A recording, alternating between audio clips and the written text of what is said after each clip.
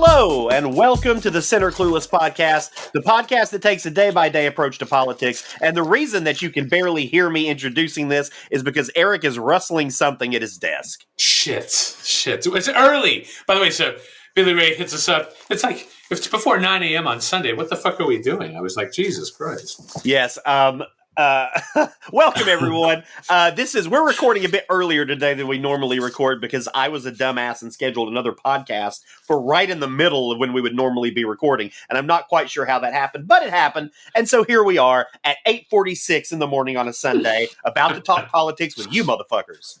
Right. So, yeah, good morning, everybody. Or although it is obviously not going to be good morning where you're at, but I'm still feeling like the morning. Billy Ray's coffee's still fresh. I just guzzled mine. And so, and I'm also not speaking clearly yet. So here we go. Yeah. Well, welcome to Center Clueless. We're going to be talking about a lot today. And I have a very specific order, right? See, so sometimes when we're doing this, it's a very organic flow. Like we know what we want to talk about, but there's no specific order. It just kind of flows into each other naturally. This time it was like, no, I'm going to actually go by the way of the segues that I know work best. And He's so going to drive the car this morning. So I'm going to try to drive the car. Let's see how we go. We're going to see if I'm going to try to drive the car. I got very, very stoned last night, and I'm feeling pretty good this morning considering that I had about 120 milligrams of edibles. And so yeah, we're just going to see. We're going to see how it goes and see if this episode, I might fair warn you, I might end the episode more clueless than I began.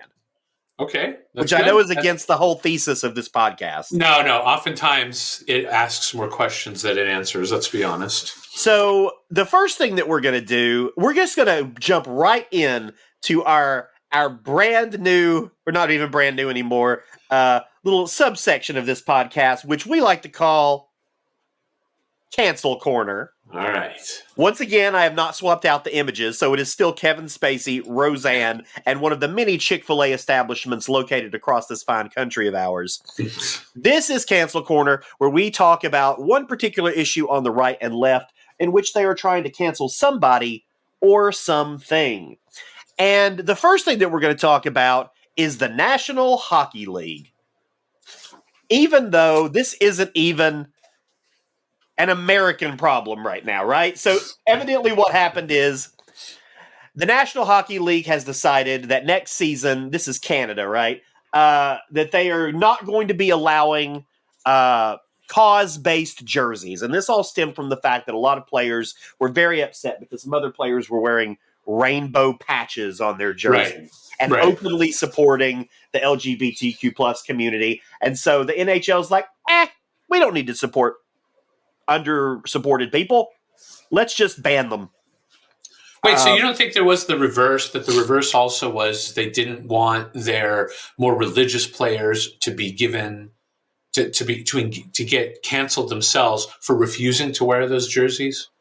Like I thought there was like a two-way. I don't think it can be either or. I think it has to be a both and situation.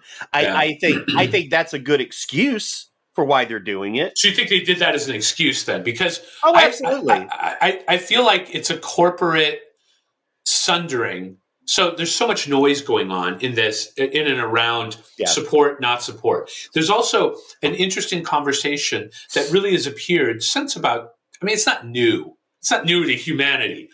Either you're with us or against us has been an old ass maxim that's been around for a long time.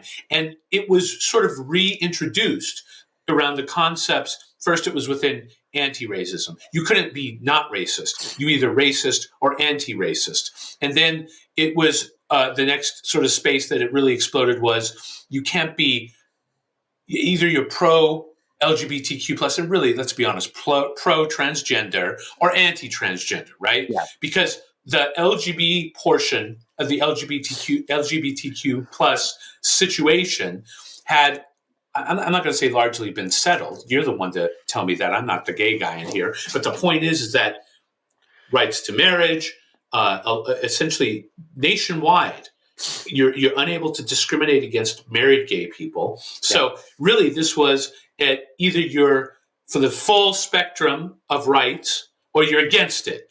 And that space of either or thinking, I think maybe these organizations are trying to stay away from that. that they want people to be able to support it or not based on their own personal feelings. And I think, I'm not trying to give him an out, although here I am giving him an out. Maybe that's what it was. It was just a corporate to get away from it's totally corporate. I mean, I'm sure they saw what's happened to Bud Light. I'm sure they saw what's happened to Target. And I'm sorry, like I get it, but like, yes, let's protect our religious players from supporting gay people. Like, I'm sorry, like, come on. You know now. what I mean? Obviously, it's ridiculous when you said it. It's also ridiculous when you say, let's stop players from supporting LGBTQ. Why shouldn't you be able to show your support on a jersey? I think either one. I look. I blame those who wanted to turn every single one of these things into a dumpster fire or a war. Okay, yeah. I mean, if this is what you're going to do, eventually corporate America is going to want to get around to what they're wanting to do, which is to make money and play games. In this case, right? Or in the case of some other company like Target, sell shit. They're just trying to turn a profit. Honestly, corporatism is terribly, not happily, but terribly amoral. Are you making money? Sure. You're doing good. Are you not making money? Well, it's not a business. It's kind of like that attitude. And I think that players who want to support anything should be able to do something on their jersey. And I don't think that it should reflect on the organizations themselves. That's unfair. It needs to be, and this is where individualism wins. Collectivism, so this is where I'm the asshole here. I don't believe in collectivism beyond strong individuals getting together to have a collective point. And in this case, there are going to be people in the National Hockey League that are going to support gay rights, and they should be able to. On the other side of it, those who don't wear the jersey shouldn't be subject to some type of social war or canceling. It's just, to me, the whole thing is just more mess. We're in total agreement on this. Like, I have no issues with any player in the NHL not wanting to wear a rainbow or a pride flag on their uniform. Absolutely. If that's not something you agree with, I don't want to force you to agree with it. But then you don't get to force everybody else to not support what they want to support. Like, make it. I mean, how you're the fucking NHL. How difficult is it to just say, you know what? We'll let this go on a case by case basis. Right. If someone wants to support it, they can. If someone doesn't, they don't. Like, how about we just treat people like adults and let them make decisions like adults instead of like trying to nanny them and like protect them from some invisible boogeyman that's gonna make them gay. But everything is just so crazy with social media and the way the media. I mean, how fast has the media, has the news and the media sort of space been this last week? It's been crazy this last week. Russia, you got the stuff with the sub, which is already gone, right? Oh yeah. It was on fire last Monday because it was last Sunday when the sub went missing. It was on fire Monday, Tuesday, Wednesday. Then you have this issue in Russia. And as of right now, on a Sunday morning, that's done. Like, think about it. Like, how crazy that is. Oh, no, our news cycle. Our news cycle is so ADD right now. And it has been for a while. But, actually, you brought up the sub. So this is actually a good segue. I think we've mined all we can out of the least gay sport in the world, hockey. So let's go into the next side of Cancel Corner, which is coming from our friends on the left. And this is going to spill out of Cancel Corner into a broader conversation. And it is about the sub. For folks who don't know, the Titan, which was the Ocean Gate submersible that went down to explore the Titanic. It disappeared. They were searching for it for days and couldn't find it. I think anybody with even half a brain probably realized they weren't going to find it. But unfortunately, they did not, and 5 people died on board, including a father and son. One was a 19-year-old. A very, very sad thing. And so let me just unpack this for a second. Allow me to unpack, Erik. So I did something that I haven't done in a very long time, which is I engaged in a Facebook debate. Oh Now wait! You did? I'm not on. I don't usually go on Facebook anymore, so I haven't looked and seen this. But I need to. I probably should. I took some screenshots, so I'll be sure to send them to you. So basically, what it was, and I'm not going to name anybody by name. I'm not going to do that. But what I will say is this, because I usually keep my arguing to Twitter these days. I find that Facebook arguing is just a waste of time. But it bothered me because someone who I wouldn't call them a friend at all, I would call them an acquaintance. And they are someone who I don't know how to describe them except to say there are people out there who are constant victims. They are always a victim. Something is always happening to them. There's always some sort of new ailment. And I'm not saying they don't have these ailments. I'm just saying, like, after a while, it presents a picture of victimhood. Right. What there's 1,000 things that you can focus on. All they're focusing on is their slights that have been, their victimization, their pain, not their even daily just pain. That, but like they use their Facebook for two reasons. One, to complain about what's going on in their life, and to try to tear down other people. Really? They are. They are very progressive left, like far progressive left. Right. And so they made this post, which was ostensibly a post that was saying, well, it's sad they died and everything, but they're billionaires, so who really cares? Right. And then as it went on, it became clear that what they were saying is that billionaires have no morals, billionaires deserve to die, and billionaires have not as much worth as non-billionaires. Right. That was the whole basis of it. Yeah. And I wasn't even arguing against their points. What I was saying is, do we really think it is a decent thing to do the day that these people have died to be on there talking about how it was good that they died because they happen to have $1 billion? Right. And I'm like, it just kept spiraling and spiraling, and it got nasty too. Because look, when people can't actually justify their arguments, which, let's be clear, nobody on this thread in this progressive, orgy of hatefulness, like no one in that actually could make a cogent point as to why billionaires have less value than someone else. So what do? Well, let's see. It then became, well, it's because you're a man, and then there was like even a borderline gay slur that someone threw at me, and it was like, wow, I'm really getting the sense of progressive values here, and it just really, really upset me because it was like, when did we just stop being a decent society? I think that maybe a lot of those people, they're not actually progressive activists, right? No. What they are is they have adopted the aesthetic of progressivism to be shitty to people. There's also conversations, and I'm not a mental health specialist, so I'm not going to go deep into it because I've read it. It sounds plausible to me, but again, I'm just some asshole. Where there are narcissistic personalities that will attract themselves not just to progressivism, but to any ism, adopt its sort of trappings, right? Yeah. And then use it to attack and be shitty and vicious to other people. There's also, the number of people that I saw talk about that if the billionaires just paid their fair share, everything would be okay. That's not true. It's not true. There's not that much money. Ultimately, when you compare the amount of money that's actually there, there's this weird thing where people think there's a lot more money out there than there actually is, which on some level makes the fact that a billionaire exists even that much more incredible, right? It is incredible. That's a lot of money when compared to the average person, what the average person lives on. It's a lot of money. It's beyond a lot of money. People have done like those visuals, those infographics where you have like, it's I don't know how much it is, but it's like $1 billion like gets to the moon or some shit. Like it's that kind of conversation, right? Where it's so much more than the average person. Fine, but there are so many people that to take away every billionaire's all their money. I think that I heard the estimate was like it would pay for healthcare in the United States for 3/4 of a year. Yeah. Okay. Well, now that we've done that, anything else? And there is a truth. Yeah. Ugh, I can't believe I'm about to do a defense of billionaires here. What am I doing? Look, I'm about to do it too, and I can't believe I'm doing it either. Go, because I'm going to do it, but I want to make sure that you're not.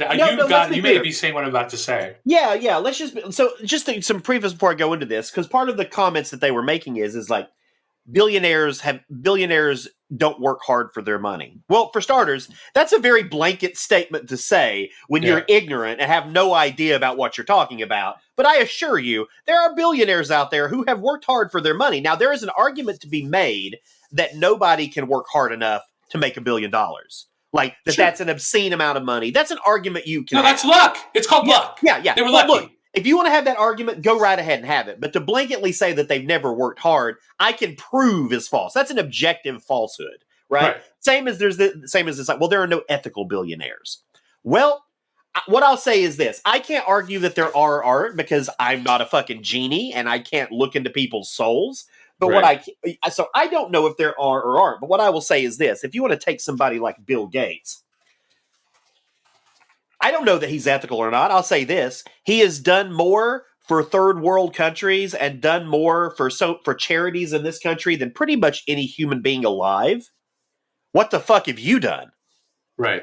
Like, what the fuck have you done? Like, I'm sorry, he may not be ethical. I don't know that he is. He doesn't strike me as a fucking demon from hell. But like, he has certainly done far and above what most people with his power and money and position have done to help other people. So if you're trying to throw him into the same fucking basket as every other billionaire, I think you're a fucking idiot. Sorry. Well, I mean, you're actually starting to scratch the surface of what billionaires actually may do, which is they have a large amount of capital.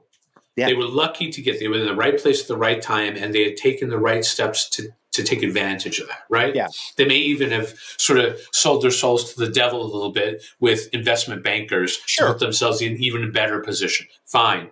But exactly what you said about Gates is true. Warren Buffett, his nonprofits do quite a lot. Yeah. And give the people who are doing the work quite a lot of leeway to get that work done. And so it's crazy for me. Yes, billionaires should do more with their money. As a general statement, fine. I agree with you. Billionaires should do more good stuff for other people, right? And a couple billion here or a couple billion there, properly applied, would probably fix a lot of homelessness, a lot of hunger in the world. Absolutely. But when you ultimately look at the reality of it, if you took all that money away, what would it be? The collective that makes that decision? The collective doesn't make good decisions, right? It just doesn't.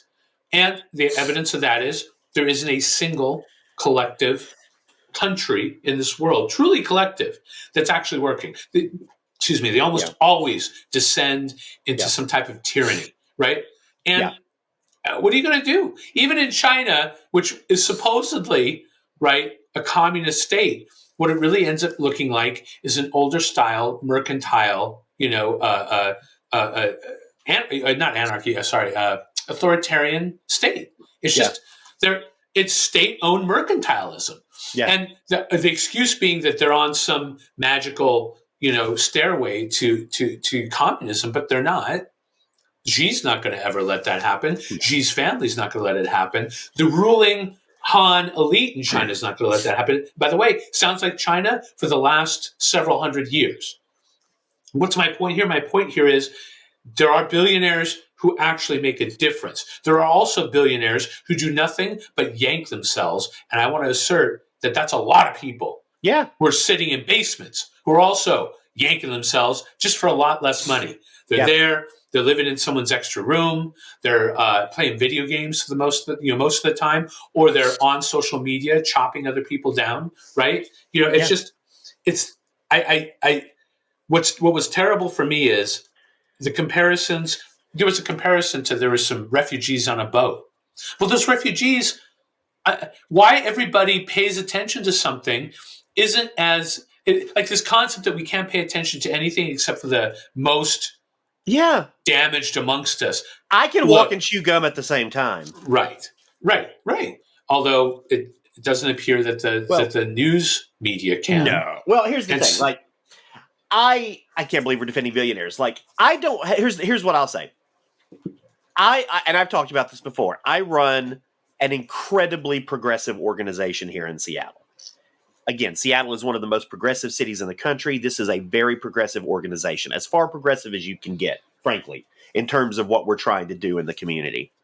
I wouldn't have a job without billionaires.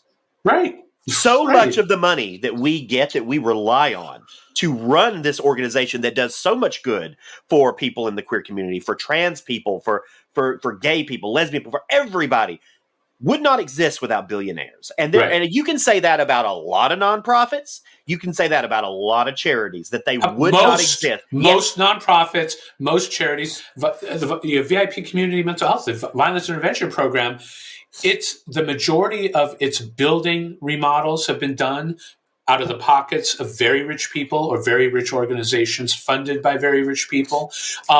These people still to this day give the organization I work for the cash to be able to do case management, right? Yeah. And look, just saying it, man, there are organizations out there that are able to crowdfund, right? They spend a lot of their money managing that crowdfunding. Yeah. Whereas when you do it with a billionaire, it's a single person transaction. Yeah.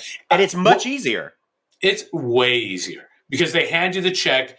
They want to have a say. Their say is usually generic. I want to help people like that, right? Yeah. In your case, it's probably, I want to help the gay community. Great. You know what I mean? It's kind of like very simple sort of standards that you got to meet. And that goes away without the existence of billionaires. I guess here's my point. Outside of the now defense of the billionaire class, who I don't even want to be a billionaire. How about this? People say, oh, bullshit. No, really. I've seen much poorer people that are 20, 30, 40 millionaires, right? Like that class who have had friends who've stolen from them over and over the years. Like I worked for a guy, his wife, who was the rich one. 3 of her friends had been put in jail over her lifetime, having stolen from her. Yeah. It was crazy.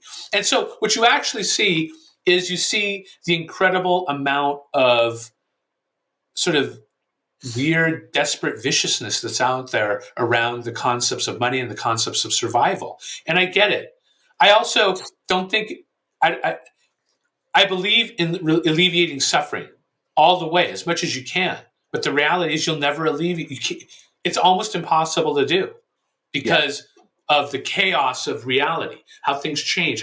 So we can only try to do our best. And in many cases, people have tried to do their best. Here's what's crazy. In the case of these people, and in the case of the people that you're going to see in the future, you're going to see people like this going to the moon. You're going to see people like this going into space. Already have, right? Yep. And it's important that they do it first because ultimately we end up all being able to do it, right? Yeah. An example would be cell phones. Was it the 80s or was it even the 70s? There were cell phones, right? Oh, there were car phones and stuff like that. Phones. Yeah. But that's what I'm saying. Those people made this possible, right? Yeah. Those people made this possible by being early adopters, by spending copious amounts of money on this type of technology. And if you spend any amount of time on this, you have no right to complain about rich people doing weird shit with their money, because it's rich people doing weird shit with their money that end up giving us some of the quality of life that we experience now. Yeah. I just, and lastly, I just think it's the amount of ugliness that was exposed in that one transaction is actually scary. It's scary because you're like, because I want to believe that most people are inherently good. And maybe I'm seeing an echo chamber of shittiness in social media. In fact, I'm pretty sure I am.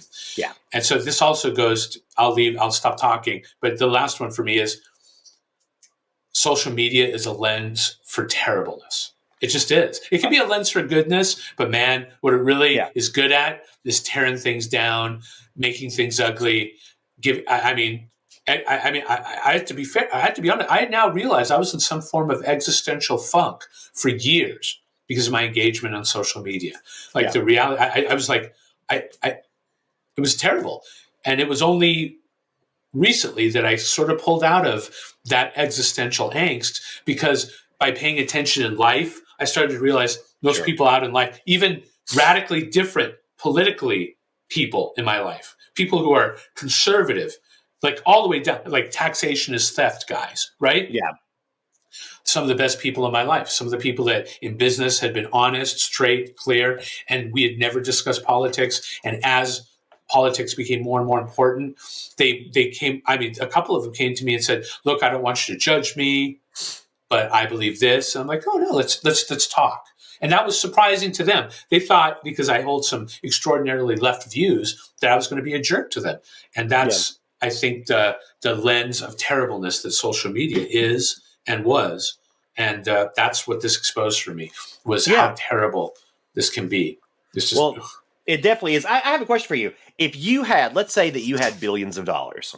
Yeah. Let's say someone said, for $500,000, you can travel all the way down 12,000 feet to the bottom of the ocean, and you can go on a tour of the Titanic. Now, there is a risk.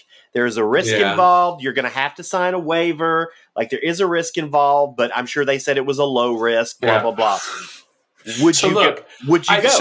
I wouldn't have. I like to. I may be stroking myself. I wouldn't have gone in that one, because if you look at the mirror submersibles that James Cameron used when he went down, these mirror submersibles, when you compare them side by side to the Titan, and these mirror submersibles were ironically here for this podcast, a Russian creation. Yeah, there's no comparison to the technological advancement in those devices. Are you saying they don't use a joystick? Are you saying they don't use a game controller? Honestly, can I tell you that game control that they used is actually used? Those types of game controllers or controllers are actually used in the military. No, I know. People are giving them shit, but it's like, ironically enough, that was the most legit part of the Titan, was that remote controller. What was illegitimate was the carbon tubing that he used, that he picked up the material at a discount from Boeing because it was too old to be used aeronautically. Also, the concept that material, that carbon composite material, is good at stopping shearing or tearing, not pressure. Also, the fact that he had, I think it was at least 5 sensors in the hull to sense if that was coming apart. For guys like you and I that have been in IT, how often do sensors break? Yeah. More often than the actual thing breaks. Yeah. So I wouldn't have gone down in that tube. I also have, the truth is, I also have a bit of like claustrophobia. Like an elevator trip is kind of a push for me. Sure. But even, you saw the way that tube was. In the mirror, they had like seats. So like you sat next to each other. I might be able to do the mirror. But I was never, ever going to go in a tube like that. Yeah. So if I wasn't claustrophobic, probably yes. I would have tried. I would have probably gone to James Cameron, but I wouldn't. Cameron went to. That's my answer exactly. Which is, I am also a bit claustrophobic, and if I weren't, hell yeah, I'd go. I wouldn't go in the Ocean Gate. Like, I would have never gone in there because I actually research shit before I commit my life to something. And so if James Cameron was like, for $500,000, you can go with me and see the Titanic, I'd be like, hell yeah, let's go. Here's my $500,000. Let's go. Yeah. If I wasn't afraid, if I wasn't like bothered by claustrophobia, right? Right. But it's like, this whole idea is like, well, they should never have gone. It's just, and I'm like, it's their money. They can do whatever the fuck they want with it. Right. Like, that's this country. I'm sorry. If they want to blow $500,000 to go down 12,000 feet and look at the Titanic, that is their right to do that. If it doesn't work out and they die, that doesn't mean we get to dance on their fucking graves. Right. And by the way, like, those hundreds of thousands of dollars, sure, some of that was going in a bank account, but not all of it and not most of it. Most of it was going to pay the people that were on the launch ship, pay the people that were, I mean, there is an economy here, a market economy that we're working in. Is it perfect? Hell no. Is it working mostly? Maybe not. Does it work sort of? Sure. And it is working. And how it was working for those people is those people were getting paid to be part of that trip. And I don't see a problem. If you want to pay someone to hang out, you know, people usually give like a certain rock stars or movie stars shit for their entourage, right? Who cares? Yeah. What if one of the roughest things I think that people with money experience is that they can't trust people. And so if you have someone you trust and you want them around, you're going to pay for that. And there's nothing wrong with that. Okay. And so I don't even have problems with entourages. I don't have problems with people paying for their kids to stay at home. I think it's terrible for the kid. I think the kid's going to be in trouble when they die. And I wouldn't do it to my own child. But I also don't feel bad at all when I give my child something, when I give my child presents or we take her on trips. You know what? There's nothing wrong with that. And if I had more money, I'd be taking my daughter on more elaborate trips. We would be going as family, my wife, my daughter, and I, to various places because it's the same thing. Why wouldn't I want to go see different parts of the world? Why wouldn't I want to experience that before I die? It's weird because ever since I turned 50, there's this conversation with me. It's the 25-year conversation. What am I going to do between 50 and 75? Sure. Right? It's 25 years. Oh, I'm having that crisis right now. That's shit. That's shit. When you're 50, you've already lived double that time. And honestly, 14 years old was 5 seconds ago in my mind, which is what's crazy. So if I had millions of dollars right now, I would absolutely be living where I wanted to live. And I would be absolutely going on the trips where I'd want to go and taking my daughter and exposing her to these things. We do that now as much as we can already with the limited money that we have. Again, I'm not poor, but I'm not rich. I'm middle class. Whatever that means anymore. And I still spend what I can. And that's what these people were doing. And, the sad part for me is the stories around the 19-year-old saying that he had told his friends he was doing it to satisfy his dad, but he was kind of nervous about it. Yeah. That's the terrible one here is the 19-year-old son just trying to make his dad happy. Really, his dad wanted that trip. His dad was trying to sort of give him that experience of like being a pioneer. And they paid for it in a crumpled can, like a lot of pioneers did. Right. My final thing I'll say on this is that, and it's the last thing, which is like, they signed a contract, they knew what they were getting into, and it was like I'm not going to argue with that, but I'll say this: people sign waivers when they go skydiving, right? Like, I mean, people sign waivers for a lot of things. Like, it doesn't then mean. Well, it's just fair. I mean, like, I just don't get that mentality, which is like a lot of things we do are fucking dangerous. Like, getting behind the wheel of my car every day is one of the most dangerous things I do in my life. Oh, no, that's absolutely. The most dangerous thing that most of us do in our lives. And there is I would love to know what the correlation is. Like, what is the greater risk? Like getting in an accident in your car or imploding in a fucking submersible? I would love to know. Right. I don't know. I mean, to be fair, if when you put it into a canister like that, looking at how that thing was built, looking at the statements that the CEO said. I mean, more in general, it was not far. specifically. I know what you're saying, but you know what? Let me give you a better application of that. Around the time of COVID, when COVID was going nuts, people were talking about the rates of exposure for children going into school. Yeah. And then I looked up and calculated, and I don't know the exact numbers here, and I should, but I didn't realize I was going down this road. It was riskier for us to drive our daughter to school than it would be for her to be there unmasked in school. And I had friends just going fucking nuts. I'm like, are you telling me I shouldn't be driving my child to from Burbank to Sherman Oaks? Because that's a greater risk. If you look at what kills children, automobile accidents are in the top 5 all the time. Yeah. So driving your child to and from an event is usually more dangerous than the event, even if you're going to Disneyland or even if you're going to take them to a wall climbing, like a rock climbing place. Yeah. I said that to my wife. I said, it's more dangerous for her to get into the bus. We were talking about my daughter. Sorry, I do this thing. I realized I do it in real life. I just did it in the podcast, like you guys could hear inside my head. When our daughter goes to swimming at a swimming pool, it's more dangerous in the bus ride over to the swimming pool. What I'm worried about is her drowning in the swimming pool, because it's almost like that line, the line in the Joker line in the one Batman movie where he's like, we expect people to die and everybody just deals with it. I do one little crazy thing and everybody loses their mind. And it's true. The concept of risk is broken in most people's heads, including mine. I still drive fast in the car sometimes with my daughter. Yeah. Meaning, I'm going down the road 75, 80. Yeah. My kid's in the car in the back seat. What am I doing? But I lose my mind.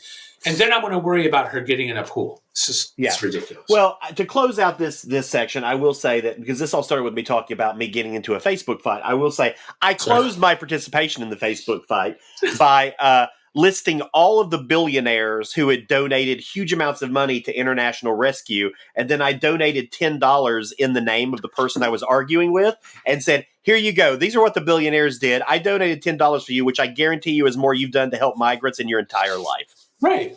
And that's how I ended it, which is like, look, I'm not saying, like, I'm not putting out there saying that I am just this huge guy who just donates tons of money to charity. I don't have a ton of money to donate to charity. I do donate to some, but like, just this idea of people out there, like, dancing on the graves of dead billionaires for some sort of weird fucking virtue signaling when they just sit around and bitch and moan about their own fucking lives and don't do a goddamn thing to help anybody.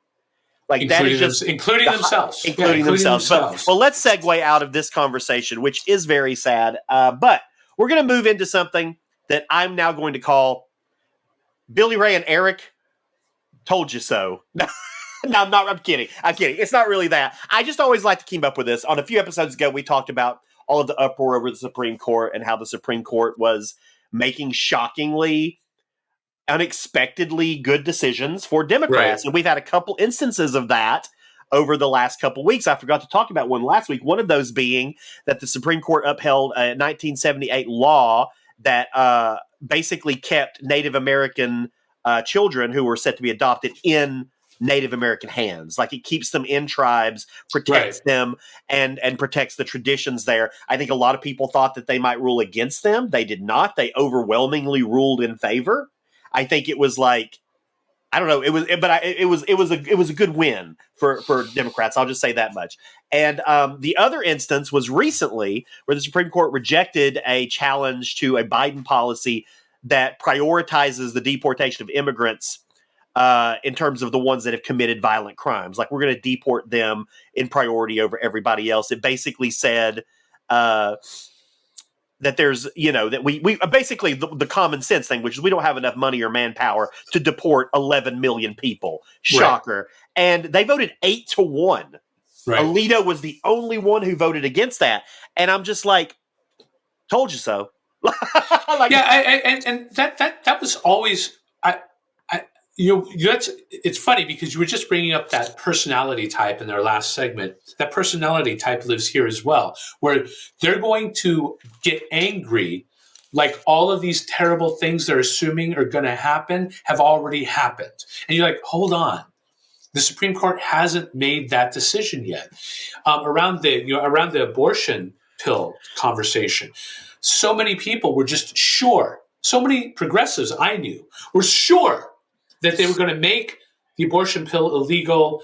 And it's not like Alito didn't. It's not like it was Alito, right? That tried I'm sure it was. the double shift on that. But guess what? That got stopped. It's still going to come back to the Supreme Court. And guess what? I assert that they're going to strike that shit down. That even though it would follow some of the more extreme, and by extreme I mean conservative, religious, Republican values around abortion, for them to stop that pill from being used, that they're not going to uphold that because it invalidates so much else in law when it comes to prescriptive drugs. They're never going to break all this just to get that. And I've asserted that to many progressives, and all of them are sure that when it comes to the full, when they finally address this in the court, that all the conservatives are going to vote against it. I think that's crazy. And I also realize at this point that many progressives I know have lost the script on the Supreme, and also the attacks on the Supreme Court. Look, I realize all the weird ethical shit coming out is terrible, but it's everywhere, right? I'm sorry, but I get it that Alito getting a ride on that plane, that's ethically fraught, as is all of the Harlan Crow stuff, with Thomas. But man, you got, respectfully, the other thing that happens all the time in politics is Hunter Biden on with, was it Zhang's, the guy's name in China? My dad's it was WhatsApp. My dad's sitting right here, and if you don't send that money, we're all going to be mad at you. They sent him $5 million. Yeah. So why that's important is these are just little windows into what's actually going on in politics, and how this applies to the Supreme Court is all of this mess that's out there that both sides are doing, right? Man, why aren't we addressing that? Like, why are we stuck in this Supreme Court conversation when there's all of this horrible shit that happens all the time? Like marquee people on boards. They're marquee people on these boards of these companies because they're just trying to associate people with a good name or a well-known name. But we're not talking about that. We're not talking about the mess of that. And we'll sit and attack the Supreme Court for it, but totally ignore the fact that it's infected all of the rest of American and Western society, right? That sort of influence politics that's going on. I don't know. How they are associated with me is the attacks on the Supreme Court are illegitimate in my mind because it ignores everything else. Also, the assumption that the Supreme Court is going to rule in a certain way is obvious, as we discussed. We told you so. That's not happening. But why aren't we hearing about that in the left-wing news? We're not even really hearing about it on the right. No. They're not even paying attention to it. That's crazy to me that we're not seeing that, wow, it turns out that these crazy people that Trump put into, that Trump nominated, they're actually mostly doing a normal job. Yeah. Nobody's talking about that. And I don't know. No, I think that's crazy. I do want to comment on that too, because I think it's funny that I think if any random person listened to this podcast, they would probably assume that you and I are Republicans, which is interesting. But it's like, because I don't want people this podcast is not about like celebrating Republicans and all the amazing things Republicans have done. I look at it as an equal opportunity podcast, right? I don't care if you're a Republican or Democrat. If you do something good, I want to talk about it. If you do something shitty, I want to talk about it. And and this idea that both parties are either A, both perfect, or B, both wrong all the time is just bullshit. It's bullshit. It's just bullshit. And it also, it's funny, all the mess keeps everybody away from actually debating the true differences between conservatives and liberals, or conservatives and progressives. And people can be liberal and conservative. I know that I'm talking about the worldview on it. But important for me is, why aren't we talking about conversations around taxation? Like, taxation as theft is not something. I don't believe taxation is theft. And when I get a conservative throw that one at me, I'm like, look, you name a country, a political unit or element anywhere that hasn't survived on taxation in the entirety of human existence. You're not going to find it. So you got to tell me, what's the real conversation around taxation that we can have? Taxation is theft is a basic conversation that conservatives will have with you, but we don't have it. And what's weird is Democrats don't want to have it because it may be that there's a lot of stuff that people pay taxes for that they wouldn't want to. And where you're seeing Democrats being attacked is in education now, right? Because of the sort of what I'm going to assert is overreach by some educators into the space of, teaching children in certain ways that I don't want my child taught. I want my child taught in other ways that are maybe more conservative, maybe older school, right? And you're seeing, instead, let's talk about, and if we talk about taxation and how our taxes are being used, that's a more authentic conversation to have. And it's something where you and I will look like liberals or progressives even in that conversation. I believe that in America, as an example, every single person should be able to be food secure, secure in their health, secure in their ability to have at least 3 hots and a cot someplace, right? Yeah. That's a very, very progressive statement. Yeah. But I also don't think that, I don't believe that taxation is theft. I don't believe that taxing everybody, tax and spend, is appropriate either. Yeah. I believe in zero dollar budgeting, right? Starting every year from a base and just spending as much. Again, very conservative sort of viewpoint, but I also believe in actually helping. You get my point? And you're right. We would sound like Republicans, but we're not. If I had to describe you, I would say that you are socially progressive and fiscally conservative. Right, which is an old school trope. No, but it is an old school trope. But it's a trope for a reason. It exists, and like that's how I describe my parents and like the place where I grew up. Where I grew up in Alabama, when I was younger, most people were Democrats. Most people in that area were Democrats. Now, they were a different kind of Democrat. They were the last vestiges of like the Dixiecrats, and they were different in that way, just like Reagan wasn't a traditional Republican. It was a different sort of thing. But they were fiscally conservative and at the time, socially progressive. Exactly. Now, flash forward now, and they are incredibly both socially conservative and fiscally conservative, which I think is what has changed in the Republican Party, is that balance has gone from being sort of split down the middle to now being we're just both, right? We are conservative fiscally and socially. Right. We're hardcore on that. And but I would say that about you. I think that's a fair description. Obviously we can say multitudes.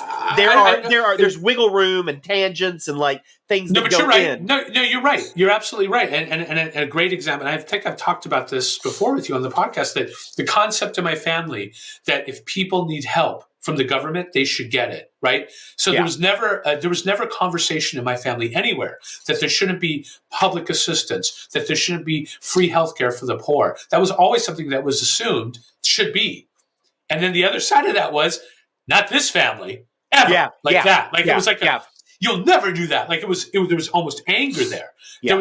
There was, and to be fair, members of my family who did rely on that were looked down upon by other members of the family. So it's not pretty either. It is a very old school Democrat, like a blue dog Democrat space, right? Like the Clinton Democrat space. And that's what I am. That being said, I'm not hating people for it, right? I get really annoyed with hard left communists, right? When in that space, that you're still anti-communist, you're still like, I still have all of that garbage from that world of the 70s and 80s. But guess what? I actually don't care. I think that if someone could show me, as an example, a communist collective that was working, man, that's attractive to me, because I kind of have a little bit of utopianism going in my head where I would love to see that happen.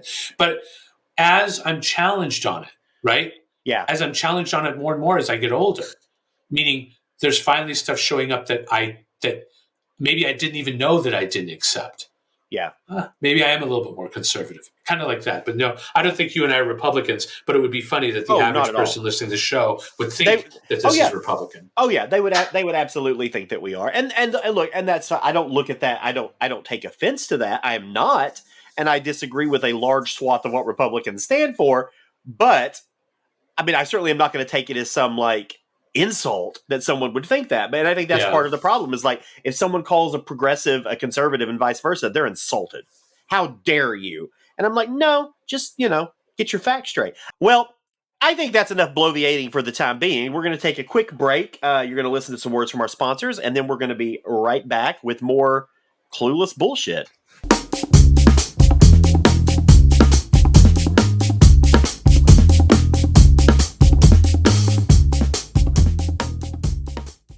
We are back. We hope you enjoyed those words from our sponsors as they are.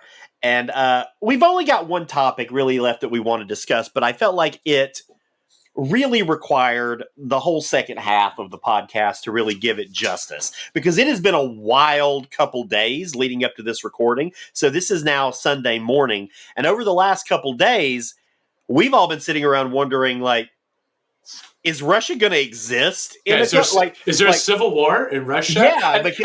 Let's just start with this. I got to start it with this. Yevgeny Prigozhin started out. How did he start out his career? Do you know? I don't know. No. He was once a hot dog vendor. That's how he started. And I want to be clear, like, how crazy is it that he's gone from hot dog vendor to world power? He's a world power in the private military arena. He has mineral rights in some African nations. Yeah. Like, think about the meteoric rise, and if you get it, think about that's where his power is. his power, his ability to pull this off is he was never going to be alive anyways. He was a fucking hot dog vendor. I believe it was on the streets of St. Petersburg, which is how he knows, how he knows Putin, at least part of it. And he's also known as Putin's chef because he created and ran some of the the companies that fed the government, fed Putin. Yeah. He was also the guy that ran the Internet Research Agency, which is semi important in the realm of Donald Trump being elected, because he was the one. It was the Internet Research Agency that would get like the anti-black group together with the pro-black group, and then schedule fake like protests and counter protests just to start shit, and it was working. Like, we're talking about a guy that was a hot dog vendor that went to world stage player, and so this. Look, and by the way, I'm about to. I realize now as we're talking, I'm a Yevgeny Prigozhin fan, in that he's a terrible person. Let's be honest. This is a guy that has murdered hundreds, thousands of civilians. This is a monster. Okay, he has bombed civilians, gassed civilians in Syria. He's a monster. Okay, but think about what he just did. The Ministry of Defense in Russia tries to get him to subordinate Wagner PMC to the Ministry of Defense. He goes into the space where he's supposed to drop off the paperwork and memes it. The document he drops off has actually agreed to subordinate the Ministry of Defense under Wagner. And he goes to hand it to the lady. She slams the window on him. And on his way out, he's talking shit with his cameraman. In Russia. Yeah. Just right there in the middle of Moscow. The fact that this guy, and then his telegram and video rants, he pretty much said it, that what was going on in the occupied portion of Ukraine was the oligarchs and the other people within the Russian government were just draining. They were just plundering there for 10 years. And what they wanted to do is they thought they could now plunder all of Ukraine. And that's what this is about. Not about the denazification of Ukraine. And he, in this last 2 days, he just said it all. He said it all. And by the way, he's still alive. Oh yeah. He after he withdrew, right? Look, it was Medvedev, I think his name is, this sort of Putin's, second in command, who had a conversation with them, and he pulled out, and it has been airsight, it's just silent now for the last 16 to 20 hours. Yeah. And he's supposedly going to Belarus, and his people get to fly to Africa, where he essentially exists as a. But what's crazy is they used to have military groups like this in the old days, right? In the 600, 1000, in 1400s, there were guys like this that existed, and they would build their forces up, and they would try to take over countries, and many times were successful. Yeah, right. And it's crazy is he did that. Honestly, to me, he's a ridiculous person. However, a very successful and very scary person. And I honestly, for someone that started out as a hot dog vendor, probably had a really hard life, that's a motherfucker. What do you think? Motherfucker. Had he actually went all the way to Moscow, what do you think the percentage? What are the chances are that Putin's out? Well, I think that I don't know, and here's why I don't know. Who in the because what you saw was he went into the Southern Military District in Rostov, I think it was. Yeah, and they just sat down with him and talked. The deputy in charge of this, the head of the FSB, they just sat and talked. And as they were riding north towards Moscow, everybody was standing down. Everybody that was in a military space or a police space to stop him, were either standing down or in many cases joined him. Yeah. So the answer to that question is, how far up did his agents go, and how far up were the people that were his co-conspirators went? That's the real. You're actually asking the real questions. I don't think anybody knows that, and I think what you're seeing now is we don't know the deal he made with Medvedev, and we don't know if Medvedev basically Here's the thing. What if Medvedev said, give me a minute and I'll get Putin out, and then you'll be in charge of the military? If he said that, we're going to see some crazy shit over the next few days. If it's just either you stop now or we're killing you, or how about this? Get out of the country and then don't ever interfere again and you can live. I think that's the most likely one. Get out now and you'll live. Stay in here and we're going to kill you and everybody else involved with you. And having them now not fighting for Russia in that region, that's not good for Russia. Because their military, as we have learned, is inept in a large degree. And Wagner and they were the only thing, honestly, keeping that drive going. Well, Wagner PMC doesn't treat their military the same way the Russian military treats their military. And what I think many Americans don't understand is the Russian military is looked down upon in Russia, not only by the elite, but by many people. And it's in the United States, we revere many times, often, not the people we're talking about in our last segment that hate billionaires. They also hate the military. But the majority of Americans, and by the way, years ago, this was even more true, loved the military, right? And it was a distinct difference in how the military was treated in America for the last 200 years. That's not how the militaries were treated elsewhere previous to America. I'm not saying that there weren't bands or militaries that didn't show up and were the heroes, but that's a uniquely American distinction that doesn't exist whatsoever in Russia. And Wagner PMC had that distinction as the cream of the crop, the guys that could get it done. We treat you'd see it, and Prigozhin would do this. He'd be walking around, he's like, giving guys boxes of cigarettes, smoke as much as you want. Yeah. Like catering to their needs, their vices. That shit don't happen generally in the Russian military. In fact, especially right now, families were having to buy this shit, buy their stuff their uniforms, food for them. Sometimes, if they could get it to them, money for ammunition. Prigozhin's treatment of his men was the exact opposite. And then when he got treated like shit, he made that grievance public. Yeah. He went after Shoigu and I don't know, Gerasimov. But you only go after someone like Putin if you are so confident in your own place, your own power, how your men feel about you, right? Like you have to have a certain level of confidence in all those areas to go after someone like Putin, and that tells me. Did he go after Putin? No, not personally. I think he went after Shoigu and he went after Gerasimov. them, but I don't think it's a big leap to know, if you're marching to Moscow, what your attempts are. Right. I don't think that's a big stretch. He might not have gone after Putin by name or intentionally, but I don't think if Prigozhin gets to Moscow, commandeers the military, I don't know that Putin sticks around. But I think that Yevgeny Prigozhin was attempting to unseat Shoigu and Gerasimov, maybe even overextended himself in that game. Maybe thought Putin would relent to him, and then it didn't happen, right? No. Then he gets a golden parachute out of Russia.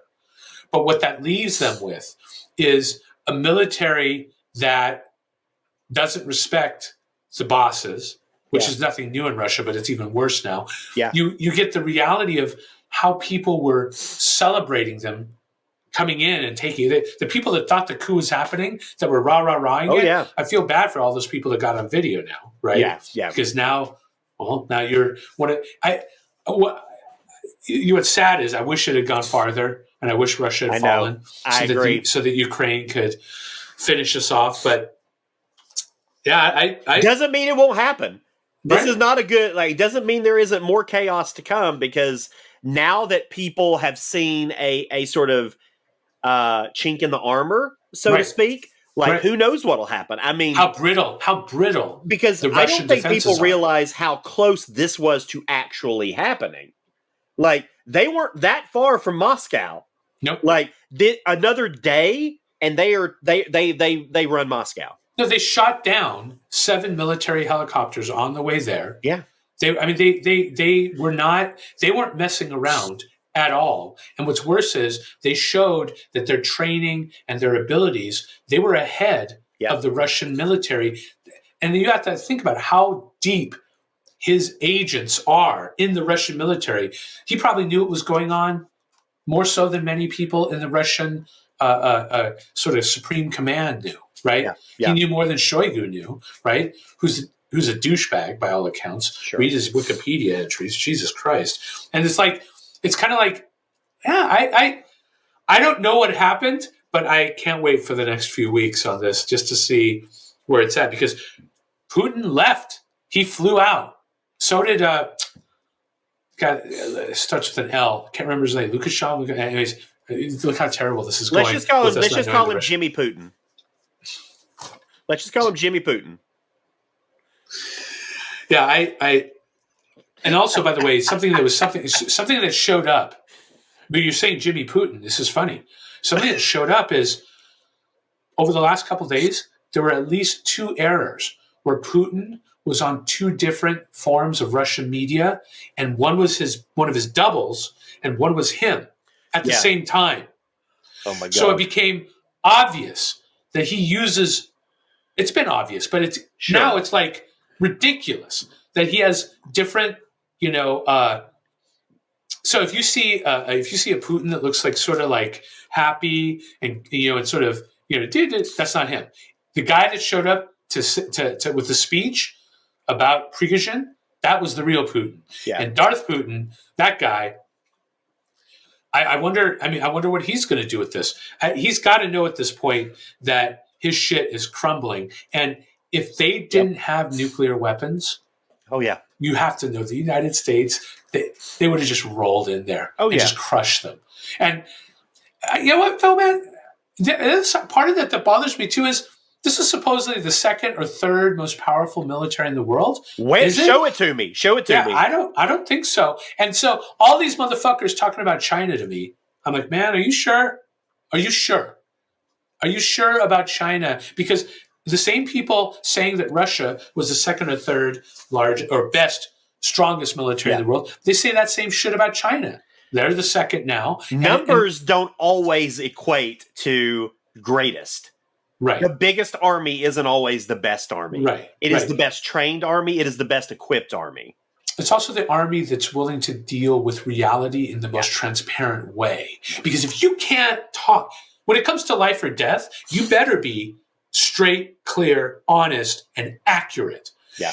And if you come from a military, if you come from a society that regularly deals in gaslighting and corruption, then when it comes time to operate, you can't depend on anything. And that's what you saw in Russia. You saw vehicles that hadn't been properly maintained for 10 or more years. You saw people that said they had this much ammo when really they had no ammo because it had been sold off by the commanders. You saw same thing with medical supplies. Any kind of supplies that could be sold on the black market were already sold in the beginning of this. And the Russian military is completely destroyed and corrupt. I mean, what happens to young men going into the military, the amount of hazing, which includes rape, in the Russian military. Sure. What is going on? Like, why would you let that be true? That's not what I'm not saying that there isn't hazing in American military, but they're not raping them.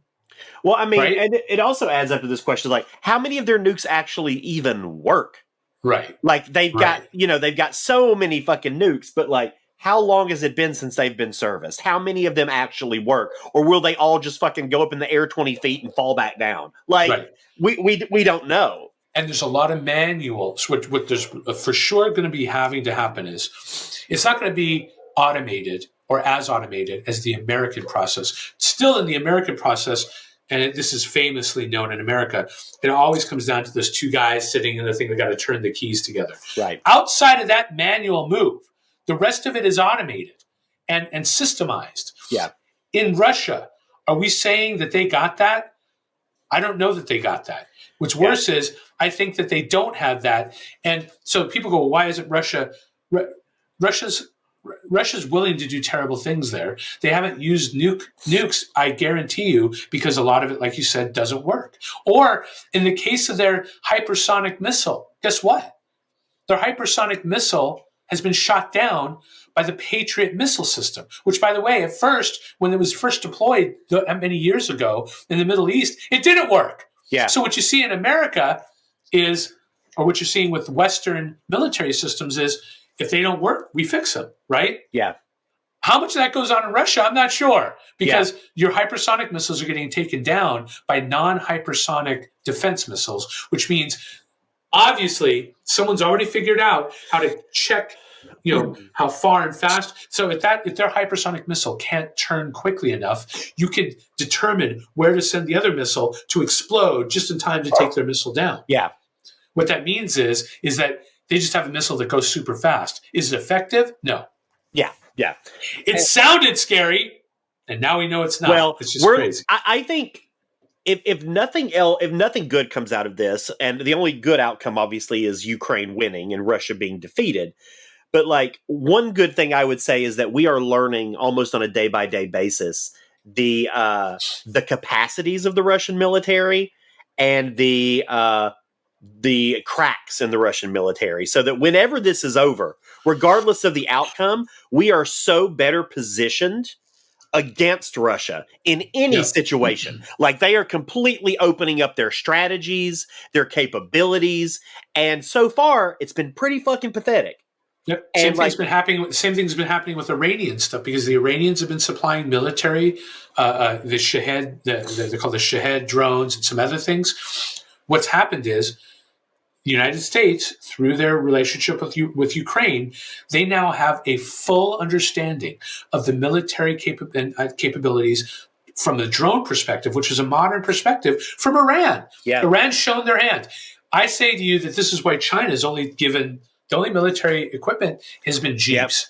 Yep. Yeah. They're not going to give the big, flashy things over, because that'll expose China's military capabilities. We'll eventually, that equipment would get captured and we'd be able to see it.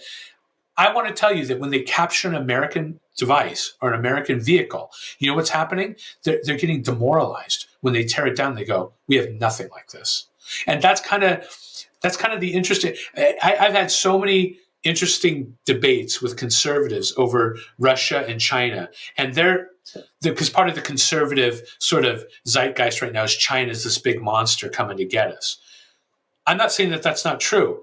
I'm saying that, are you sure? Are you sure that they got the abilities that you're saying? Because Russia supposedly had these abilities, and what you actually saw is right now, if there was no nuclear missiles in Russia, if there were no nuclear munitions in Russia, what you would see is Russia overrun. Right now, they would just get overrun. And what Russia used to be super skilled at in the old days was spying. Yeah. So as an example, many people in the American nuclear program gave that information over to Russia. Sure. Some with the conversation thinking that America shouldn't have that power, right? Yeah. I would assert that maybe that's where Russia's still pretty good, is that the interception and exploitation of secrets. But maybe that's falling apart as well.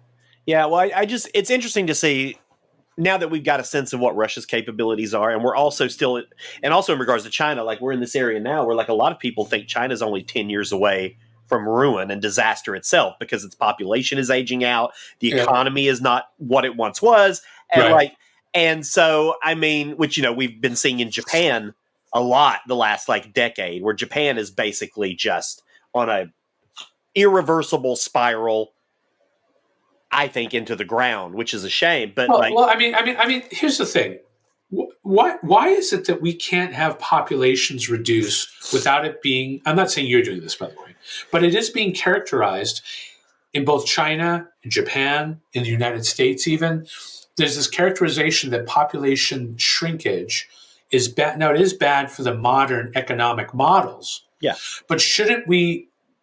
I mean, if we're going to be worried about things like global warming, one of the ways that you reduce global warming is have less kids. I've now gone down that road, that degrowth conversation. I'm not degrowth like where we should go back to, cooking shit with wood. I'm not degrowth like that. But why is it like just common that we should be growing our populations? Why not shrink our populations so that we can make better use of the resources we have on the planet. But we can't even have that discussion, right? Where China, and by the way, China is exactly falling apart the way you said. What's even worse, most of China's money by their populations are held in real estate in these empty cities, right? That are never now going to be filled.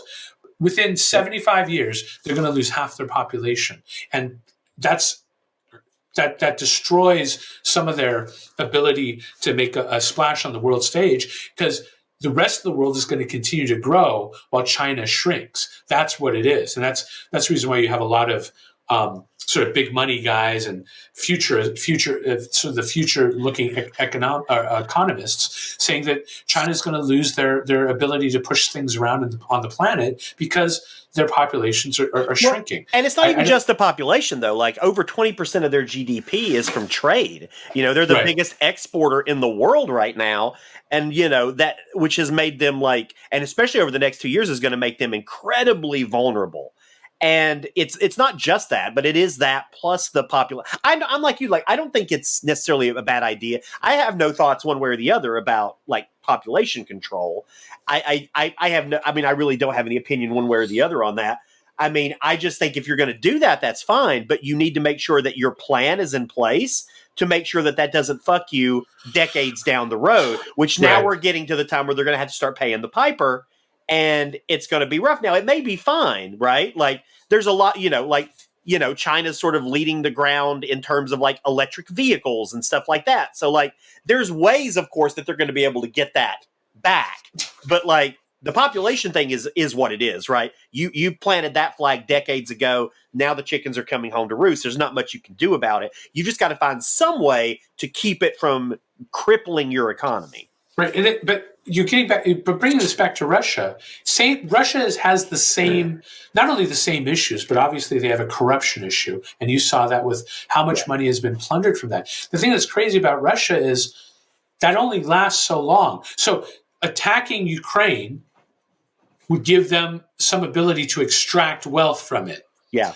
The thing that nobody wants to talk about is what happens when they're done there is they're going to need to go further into Europe. Absolutely. Right? And nobody wants to deal with that the time to resist Russia is now. Yeah. Because what Russia's doing is propping up their economy by trying to take over this other country. It's why they took Crimea, which is for the natural gas. And it would be obviously everything else, the breadbasket of Europe, all that stuff, all that reality that goes on in Ukraine. We got to stop them there. And if they win, let's be clear, if they win, if they defeat Ukraine, if they get what they want out of Ukraine, they are going to be that much more difficult to beat when they do go further into Europe. They're going to have more money, they're going to have more resources, and they're going to be far more difficult to go against. And that's exactly right, why they have to be stopped now. And for all intents and purposes, it looks like they will be stopped eventually. Oh, yeah. You can't tell me that their troops aren't running out of why are we even doing they're running out of juice. Yeah, the troops have no morale. Their leadership is generally inept and inadequate. If you have a military with inept and inadequate leadership and troops with little or no morale, that's not an effective army. It just isn't. It's ridiculous. It's just a bunch of dumb bitches running around with guns. Right. Maybe guns that aren't loaded. Who knows, right? Okay. Boy, that's a whole mess to unpack right there. But we've done it in an hour and 27 minutes, so I'm very proud of us. We're hitting right at that 90-minute goal, which is what I always shoot for. Right. If we've learned nothing else from this episode, I think it's that Russia's fucked, Boebert's an idiot, and if we each had $500,000, we would go, and we weren't claustrophobic, we would go implode in the ocean.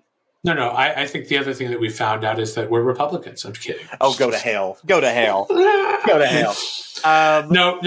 What I think we found out is that I think the vast majority of Americans are more like us. Okay?